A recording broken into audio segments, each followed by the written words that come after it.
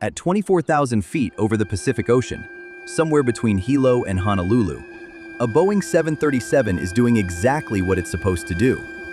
Then, in less than a second, 18 feet of the fuselage roof tears completely away. 89 passengers are suddenly sitting in open air at 500 miles per hour. What happens next defies almost every expectation of what a damaged aircraft can survive.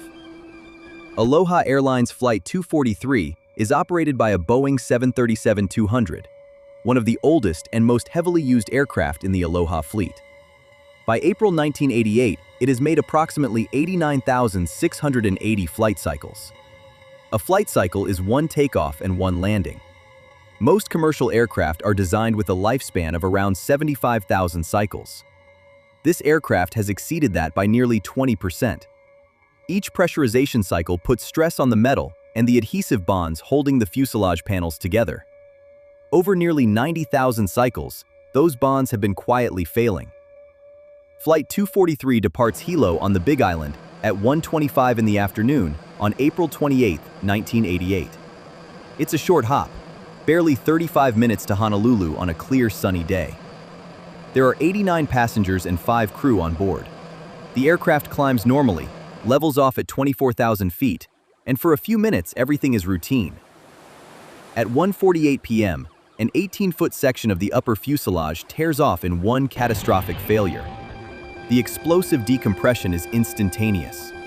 Passengers in the forward cabin are suddenly exposed to open sky at 24,000 feet, traveling at roughly 500 miles per hour. One flight attendant working the forward cabin is pulled out of the aircraft. She is never found. In the cockpit, Captain Robert Schornsteimer and First Officer Madeline Tompkins hear a loud clap and feel the aircraft shudder. The cockpit door blows open. Schornsteimer looks back and sees blue sky where the cabin roof should be. Both pilots immediately begin the emergency descent. The left engine ingests debris and fails. They are now descending at maximum speed on a single engine toward Maui, the nearest suitable airport, with a structurally compromised aircraft and no way to know how many of their passengers are still on board. Maui's Kahului Airport is notified and immediately clears all traffic. Emergency vehicles line the runway. Controllers can see the aircraft on approach, and they can clearly see the missing roof section from the ground.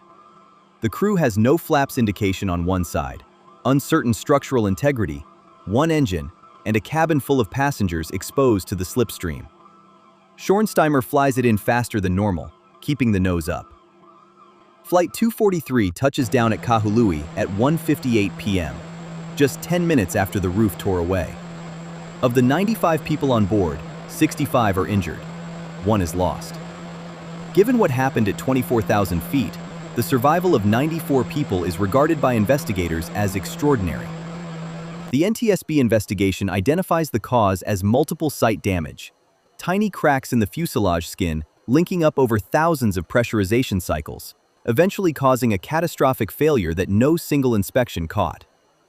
The consequences reach every corner of commercial aviation. The FAA introduces new aging aircraft regulations. Inspection intervals are shortened. Non-destructive testing methods become mandatory across the industry. The roof of Aloha Airlines Flight 243 failed because of a problem nobody had fully anticipated. Metal fatigue at the scale of 89,000 cycles had simply never been seen before. It took a catastrophe over the Pacific to show the industry what decades of short-hop flying could do to an airframe, and to prove, against all odds, that even an aircraft missing 18 feet of its roof can still be brought home.